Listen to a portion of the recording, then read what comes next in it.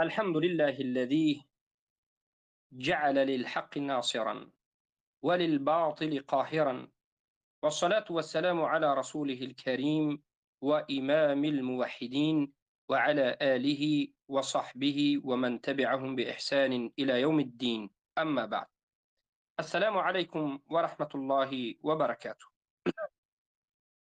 برادران و خواهران موحدم، بارک الله فیکم. این رد و جواب ششم به محمد اقبال مشرک خیانتکار یهودی و یکی از بی‌حیاها و بی‌ادبها که صفتها زیاد است تا آخر رفتن شرط نیست. در همون صحبتش که در حق ما کرده، در همون جا گشته و برگشته چشمهایش رو بیجا کرده. محمد اقبال بی‌ادب یهودی میگفت که بیاید ابو محمد مدنی کفر مرا ثابت بکند. البته مرا ابو محمد در اونجا نگفته بود، خیلی چیزهای بد گفت. فرزندی مرا هم البته مرا ابو دجال گفته، فرزندی مرا، گویا که من پدری دجال باشم. اعوذ بالله. خیر کبوتر است تو. خیر کبوتر بی شرم بی حیا چی گوید؟ لیکن بالاخره ما کفرهای اینا یک چند کفرش بیان کرده هستیم. این وقتی که حکم الله انکار کرد، وقتی که قرآن و سنت این در این زمان حکم کرده نمی شود گفت، وقتی که قرآن و سنت حکمش ظالمی و ناعدلی میگوید و امروزه عدل دیگر چیز میگوید، حکم خودش و حکم رئیسش من نمیدونم، حکم اهل خانوادهش میگوید، این کفر اکبر است و این شرک اکبر است و این کسی که دیده و دانسته شناخته میشه نگه اونم مشرک است. لیکن بیاید کفر دیگری شه با اثبات بکنیم. کسی که آداب در حق الله ندارد، آیا آداب در حق من یا دیگر برادران و خواهران موحدی من دارد؟ امروز بسیاری مسلمان های مردم تاجیک، نه فقط مسلمان ها بلکه تمامی کم عقلدار مسلمان و غیر مسلمان تاجیک از بی‌آدابی ان همین انسان، از زبان فحش ان همین انسان، از همین آداب نداشتنش همه رنجیدگی است. نه زن گفته نه مرد گفته. ویدیو می برارد محمد اقبال در دست بعضی انسان ها سبزی، در دست خودش هم سبزی بود، والله علم خودش هم از همین جماعت، والله علم است، من نمیدونم در دست همه سبزی چی معنی دارد. ویدیو می برارد در حق زنها، ویدیو می برارد تمام مردم یک منطقه رو، تمام یک مردم ویلا مردانشون رو دایوس میگه، میگه زنهایشون رو به کلابی میتیند.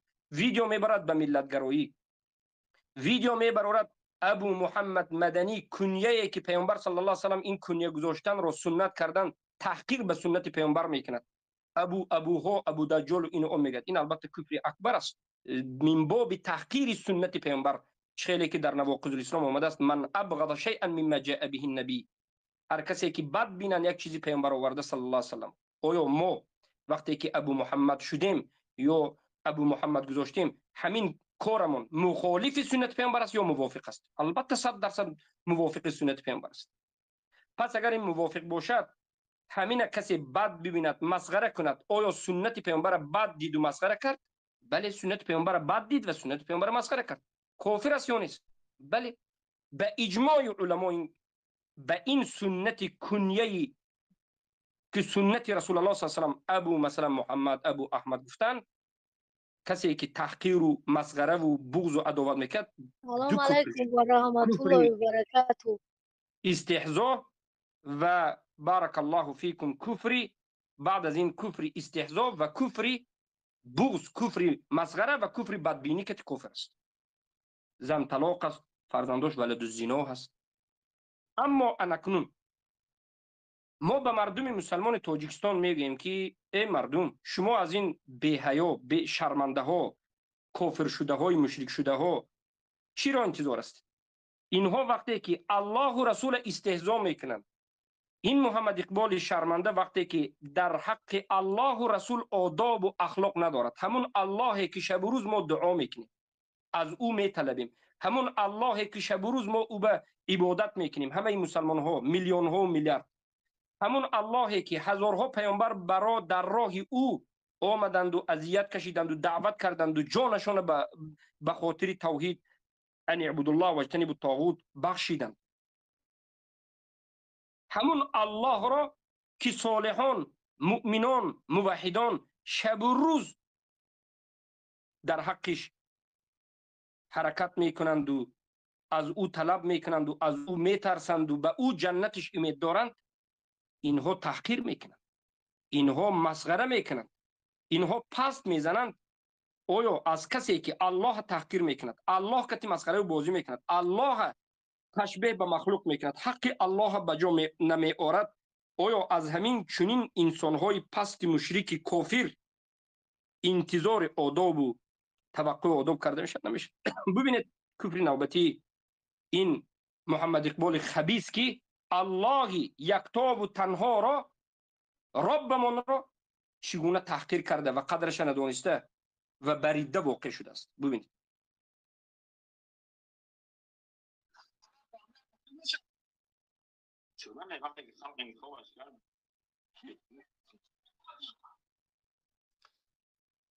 نود و هفت فیصد جمهوری تاریخ حقوق داده که سه چهار نفر دیگه اون اندازه بشه و چطور بشه که در ایزوم کشون قچ کردن خدا فیز دیگه من ایزوم کشون مقصوم ایزوم کشون کردن بیادم که تماما دکومنت رو بسن اصلا ما نمیگه خالی حد زمینون و زمینون و نمیگه الله المستعان. ما می خدا رو زمینون و دعوت نفسه رو غزه بگیرن می خدا رو منچون دفت هزار درصد 49 درصد 48 درصد رو غزه بگیرن هزار درصد میگیرن.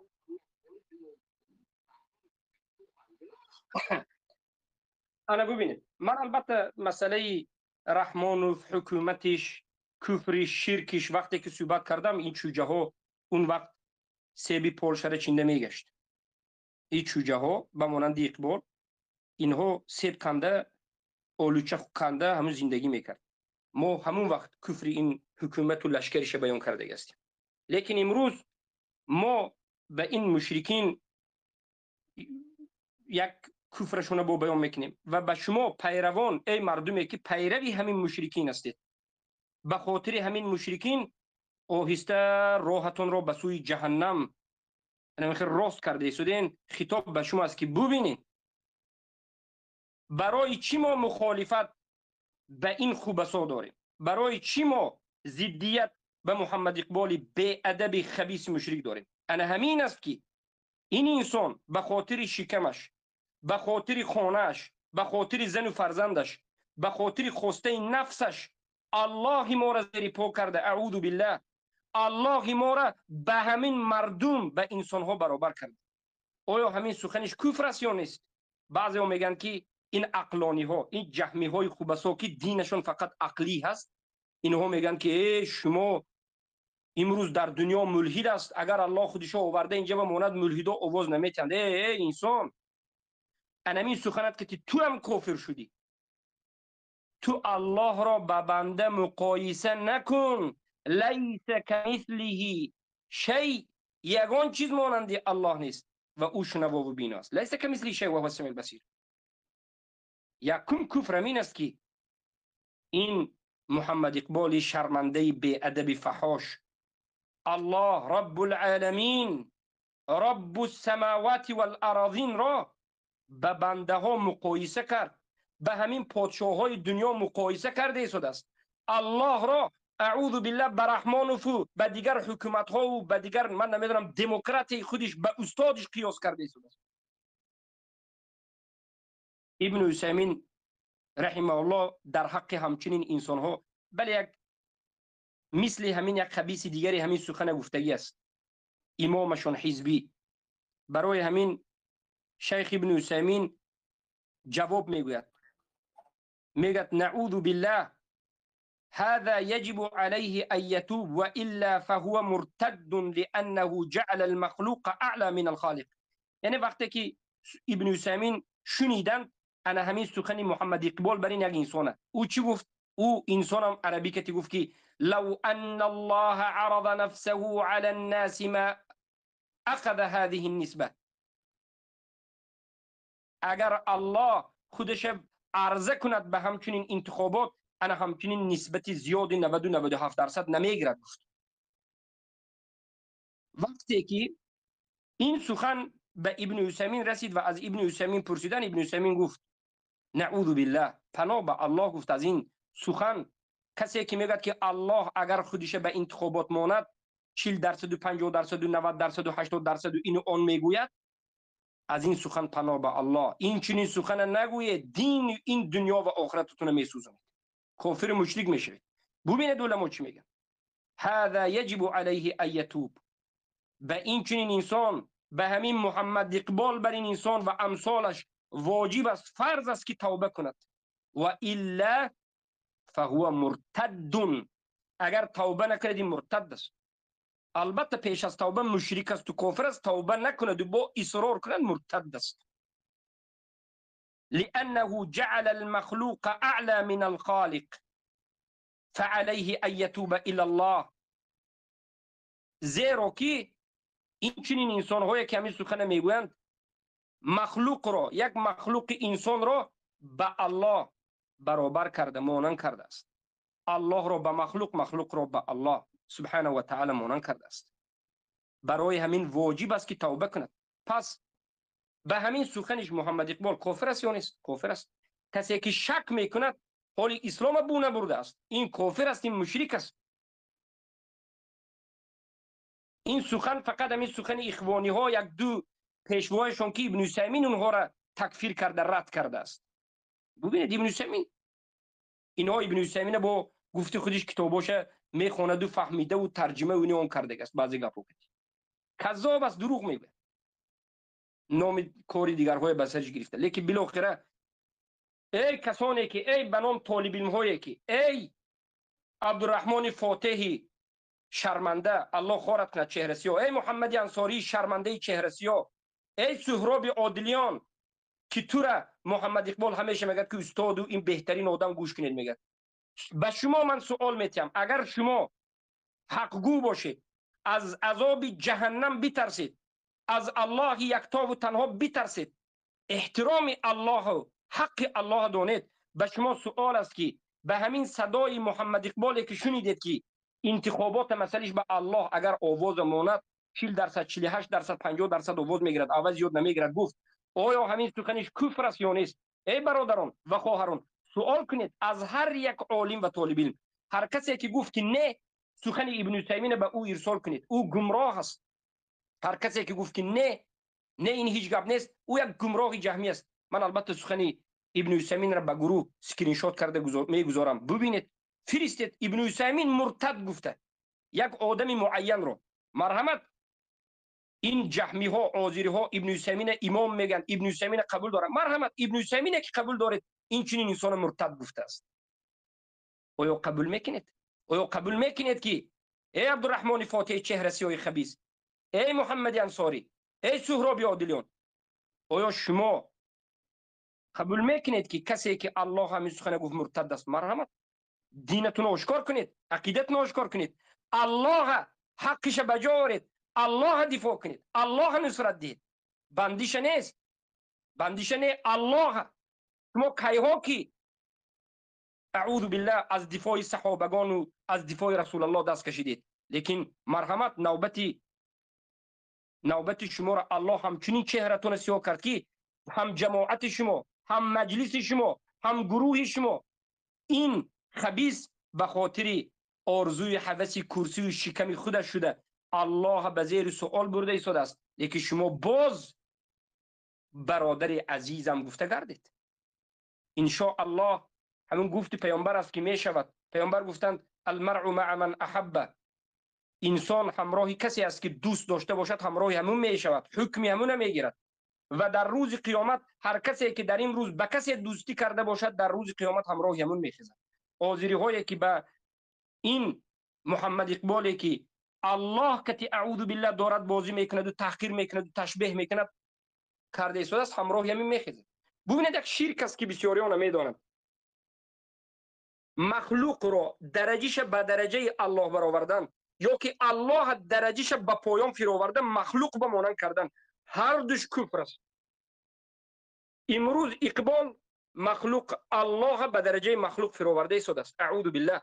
یعنی مقایسه به مخلوق میکند. الله خودش اگر نامش به انتخابات موند آواز نمیگیرد، میگه آیا همین سخن، آیا همین ضرب المثال، همین مثال زدن، آیا همین یک کفر نیست؟ ابن تیمیه میگه که کفر است. مقبل الوادعی میگه که کفر اکبر است. الله المستعان. الله المستعان.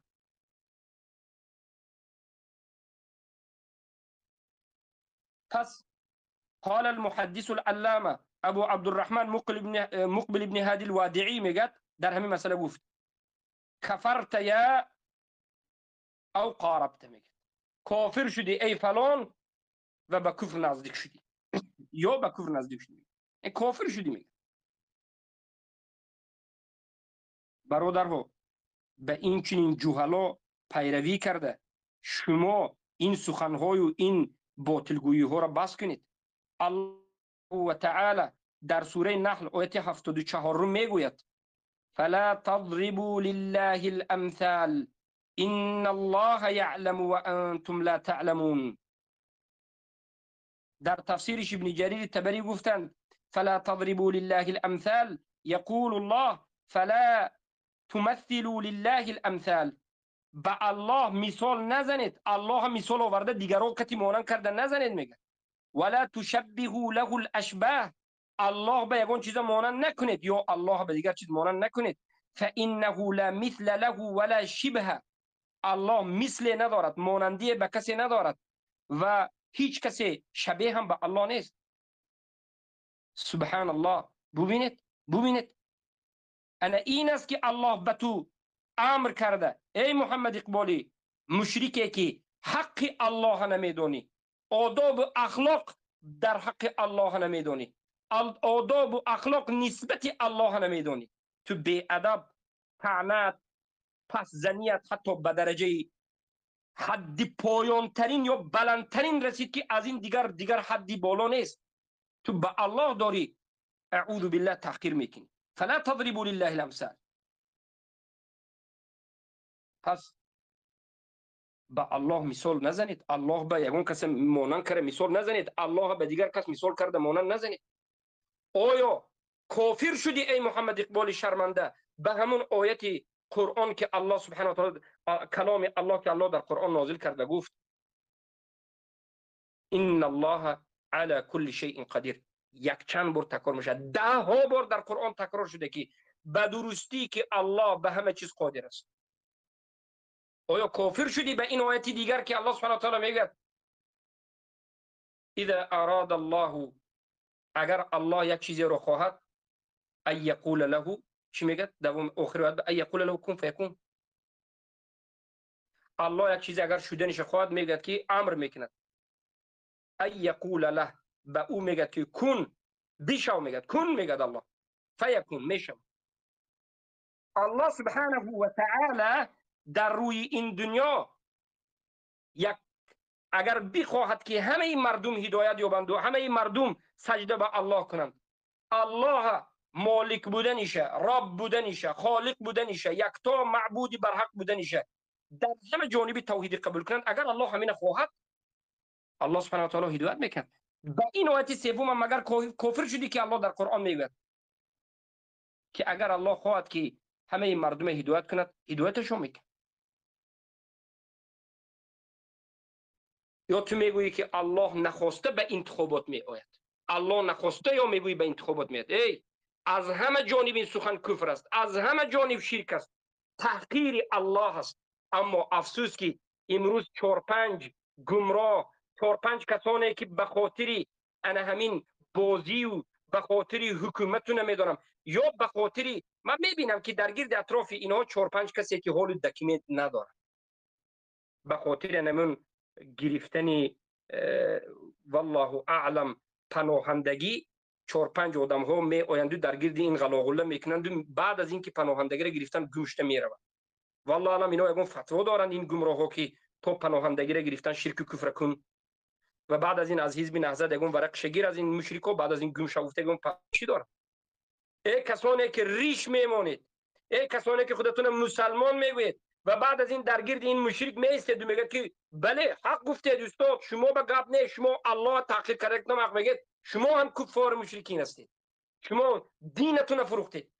الله اعوذ بالله به یک طرف گذاشتید به خاطر انا همون آیندهتون. انا این نوشه سنجش میگن، الله میسنجد. ای کسی که تو دعوای مسلمانی داری توی الله میسنجد. همین در گرد اطراف اقبال بوده ها رو هم الله 100 بار و 200 بار حالا دارد میسنجد که تو کنی مسلمانی یا نیستی. کفر این استادت، کفر این دوستت، کفر این برادرت میبینی، آیا این کار میکنی؟ آیا براءت میکنی؟ آیا به لا اله الا الله گفتگید میستی؟ کجاین شما؟ اسلام شما کجا است؟ الله سبحانه و تعالی در قرآن گفت الف لام میم احسب الناس ان يتركوا ان يقولوا آمنا وهم لا يفتنون ولقد فتنا الذين من قبلهم وليعلمن الله الذين صدقوا وليعلمن الكاذبين. الف لام میم. آیا شما میپندارید، گمان میکنید که ما شما رو نمیسنجیم بعد از اینکه مسلمان شدید؟ حتما شما رو میسنجیم. خودتون مسلمان گفتید تمام میسنجیم ما شما رو. چگونه ای که پیش از گذشته شما دیگر قوم ها، دیگر امت ها بودن که خودشون مسلمان گفتن سنجیدیم تا که انیق شود، دقیق شود، همه فهمد که صادق کی کاذب کی. دینداری گفتن این نمیگه. انا کنون آیا ما به همچنین انسانی پست، به همچنین انسانی که الله ما را، معبود برحق ما را تحقیر میکند، حق ترسیش به جا نمی آرد، حق احترامش به جا نمی آرد، حق عبودیت و ربوبیتش به جا نمی آرد، آیا ما این احترام میکنیم؟ توف میکنیم به خودش و به گرد اطرافش و تکفیرش میکنیم، کافر مشرک است. الله ما را تحقیر میکند. کی اجازت داده به این خبیث؟ یا الله را هم این حزبی ها از آن خود کردند و دیگرها را حق نمیدهند که دیگرها الله بگوید. چخیلی که یکی از شاگردای این خبیث دوستانش یک المز بود، من نمیدونم کسی بود، گفت که هر کسی که لا اله الا الله گفت داعشی میگه. انا کنومت الله تحقیر میکنه. بعضی از انسان‌های هستند که باز به ما می آیند و نصیحت میکنند که بیایید کار ندارید به اینها، یا اینها مبارز هستند.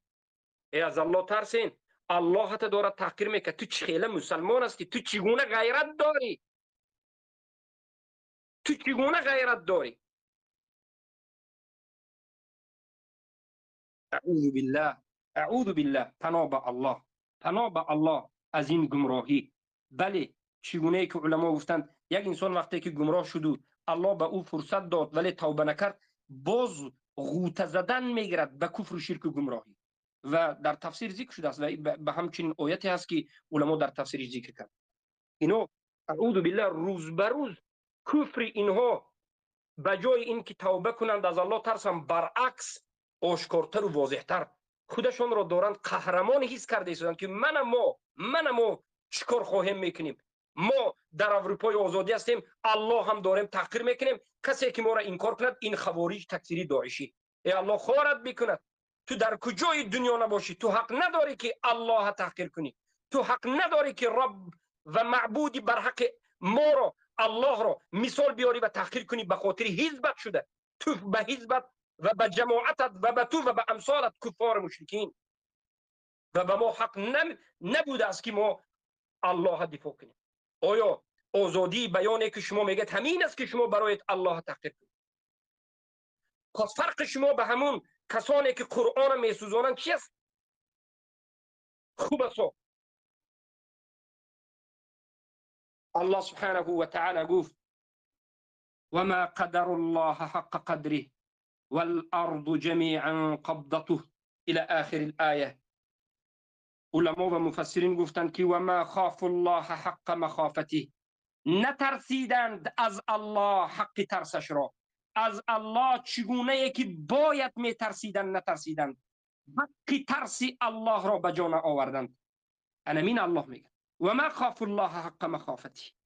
انا مین هستند، انا همین هایی که در کدام چیزهای عادی، پست، بلند، شرک، کفر دارند الله مثال آوردن میگیرن. الله مثال آوردن میگیرن. اینها به چی میگویم؟ اینها نترسیدند از الله چگونه که باید ترسند بود. نترسیدند. قدری الله ندانستند. حقی الله ندانستند. سبب چی؟ سبب جهل است. جهل به چی؟ جهل به دین، جهل به توحید، جهل به الله، به ربشون. و باز اینا هستند که غل و غله میکنند. الله مگر امر نکرد؟ مگر امر کرده نگفت که یا ایها الذین آمنوا اتقوا الله حق تقاته؟ ای اونهایی که مسلمان و مؤمن هستید، دعوای مسلمانی میکنید، از الله بترسید و حق ترسش بجارید. حق ترسش چی است؟ حق ترسش نمین است که تو الله را مثال پس نزنی، قدرتای الله انکار نکنی. الله المستعان. الله المستعان. توبه میکنیم به سوی الله و باز میگردیم بار دیگر به سوی الله و پناه میبریم به الله از این چنین ضلالت و گمراهی. حالا آیت رو که و ما قدر الله حق قدره، علما رو میبینیم که چی میگن؟ میگن که ما عظموه حق تعظیمه. الله اکبر. الله اکبر. تفسیر ابن کثیر بینید. همین خود حزبی ها با خودشون بعضشون عالم اینو آن واسه میکنن. کور نباشی. ببین پیش از این که الله تو را کور بکند و مشرک بمیری، ببین و ما قدر الله حق قدری ای ما عظموه حق تعظیمه. قدر الله ندانستند، حق قدرش به جان آوردن. یعنی چی؟ الله چگونه ای که باید بزرگ میشماریدن، بزرگ نشماریدن. حق عظمت الله به جان آوردن. در 3 جا این ذکر شده: سوره انعام، سوره حج و یک سوره دیگر که حالا به یادم نامده شده است. و در جای دیگر علما گفتند و ما خاف الله حق مخافتی. از الله نترسیدند چگونه که باید میترسیدند. حق ترس الله به جان آوردند. وقتی که این خوبسا از الله نترسیدند، وقتی که این خوبسا الله عظمتش به جان، از عظمت الله چگونه که باید بزرگ میشماریدند، بزرگ نشماریدند. پس از اینها ما چی انتظار شیم؟ الله المستعان. وما قدر الله حق قدره والارض جميعا قبضته يوم القيامه. حق قدر الله سبحانه و تعالی را به جان آوردید. چگونه که باید حق قدر الله به جان آوردید، حق ترس الله به جان آوردید، حق عظمتی الله به جان آوردید، چگونه که باید به جان آوردید. و بدانید که همه این زمین 7گانه در یک قبضه الله در روز قیامت است. الله همچنین بزرگ است، همچنین بزرگ است که نه فقط این زمینه که ما زندگی میکنیم، 6 زمین دیگر که این زمین ها 7 زمین است، همه این زمین در یک کف الله است، در یک قبضه الله می شود. الله اینقدر بزرگ است. این خبیث مشرک بیاید و بگوید که همین الله بزرگ گوید اگر همین زمین به خودش وی بار به انتخابات به نام شماند آواز نمیگیرد. بگید آخر الله سبحانه و تعالی خواهد همین روز همه هدایت می‌کند، همین روز به او همه سجده میکنند، همین روز الله اگر خواهد همه او را انتخاب میکند. لیکن این دنیا دنیای ابتلا است. این دنیا دنیای سنجش است. به سبب ابتلا فهمیده می شود که کی مسلمان است و کی غیر مسلمان و مشرک است و عاقبتش جنت یا جهنم است. یا این خوبسای حزبی و بخصوص محمد اقبال مشرک امتحان بودن دنیا را هم یا که اینها فراموش کرد. الله المستعان. الله المستعان. انا همین است. وقتی که به حق بازی میکنید عاقبت شما انا همین است. پس با همین این صحبتمان را به آخر میرسونیم. بالاخره حقیقت اینها را بفهمید برادران و کسانی که این صحبت شاید منتشر کنند. همون ویدیوش میدونید هست، گذارید و منتشر کنید. بالاخره همه دانند، همه فهمند که ما به خاطر چی با اینها مخالفت داریم. مخالفت ما کرسی تراسی نیست. ما بیزار از کرسی همین مخالفش هم حکومتش است. مخالفت ما به اینها به خاطر یگان آبروبازی هم نیست. مخالفت ما برای به این خوبسا همین است که دین ما را اینها بازیچه گرفتن. قرآن، سنت، فهم سلف، اهل سنت و جماعت، همه اینا به خاطر خودشون به کدام طرف خواند استفاده میکنن، خون مسلمان ها را به کدام طرف خواند میریزونن. حالا آمدن به در حق اعوذ بالله رسیدن در حق الله سبحانه و تعالی. بله در حق دین الله هزار دروغ گفتن، ما داریم آیسته جواب داده ایستادیم. در حکم الله دروغ گفتن جواب دادیم. در دین الله در مسئله توحیدش دروغ گفتن جواب دادیم. در مسئله مشرکین برابر بودن مسلمان و مشرک گفتن جواب دادیم. در مسئله جاهل مسلمان یعنی یک کسی که مشرک است نفهمید اون مسلمان گفتن جواب دادیم. پیامبر عذری گفتن جواب دادیم. حالا آمدن تمام اکن الله بگذاشت. ای مسلمان ها بیدار شوید، بیدار شوید، از الله بترسید. کسی که الله شما را بزرگیش بزرگ نمی شمارد. عظمت بزرگی الله چگونه که باید به جا بیاورد و بزرگ شمارد بزرگ نمی شمارد. تو میای او را بزرگ میشماری؟ وای بر حال تو مسلمانی که با همینها هم نشین هستی، میشینی میخیزی، همینها را مسلمان میگویی. بعد از فهمیدن این سخنهایش اگر همون مسلمان گویی تو الله اعوذ بالله ترک کردی، دفاع و نصرت الله ترک کردی. تو باید به خاطر الله به اینها براءت میکردی. به خاطر الله کسی که تو را ببین، به خاطر الله کسی که الله تو را تحقیر میکند باید براءت میکردی. کسی در حق پدری تو یک سخنی بی ادبانه زند، در حق مادری تو سخنی بی ادبانه زند، چگونه داد و فریاد میکنی؟ امروز ما میبینیم بسیار تو خودشون مسلمان میگن، پدر و مادر میگن این اخیرگی چیزی من نرس. اما ببینید در مسئله الله که خلق کننده پدر و مادرت است، خلق کننده زمین و آسمان است، عاقبت الامر به سوی او است، او حساب کتاب کننده است، یکتا و تنهای بزرگ است، جنت دوزخ در زیر حکم او است، او به جنت دوزخ میبرد و نجات در توحید رو او گفته که توحید این است، نجات در توحید است، عاقبت شر و جهنم در عاقبت شرک است، او گفته. تو می آیی با کسی دوستی میکنی که همه این حکم الله زیر پا کرده، خودی الله تحقیر میکنه. شرم بود به تو، شرم بود به تاقی تو، شرم بود به ریش تو، شرم بود به مسلمانی تو. تو یک منافق زندقی بیش نیستی. بمورین خوب سای منافقین که به خاطر دنیا شده تحقیر کننده الله رسول که دوستی میکنی. باور نکردین به قدرت الله. اگر شما به قدرت الله باور میکردین، از این خوبسا، از این تحقیر کنندگان الله رسول، از این کفار مشرکین امید نمیکردید، به الله تکیه میکردید. اگر شما ایمان به بزرگی قدرت الله میکردید، دوست این چین انسانان میشید. اگر شما ایمان به قدر تقدیر نیکی و بدی میکردید که نوشته شدگی است همه چیز، شما به اینها خودتون گرفتار نمیکردید. لیکن الله به علمش و به حکمتش خودش میداند که باز عاقبت الامر چی است. انا این بود سخنی ما به پیروان و دوستداران و بزرگ شمارندگان فاتح و امثالش و الله هدایتشان بکند بالاخره. و اگر شایسته هدایت نباشند الله سبحانه و تعالی اینها را در این دنیا و آخرت خوار و ذلیلشان بکند، چهره‌هایشان سیاه بکند، روز بروش حقیقت اینها را به مردم نشان بدهد که به دین الله بازی میکنند. چگونه که سلف در بالای جهمی و رافضه گفتند، جهمی ها و رافضه ها خودشون مسلمان میگفتند. امام بخاری گفتند در خلق و افعال العباد که جهمی ها و رافضه ها بدتر از یهود و نصارا است.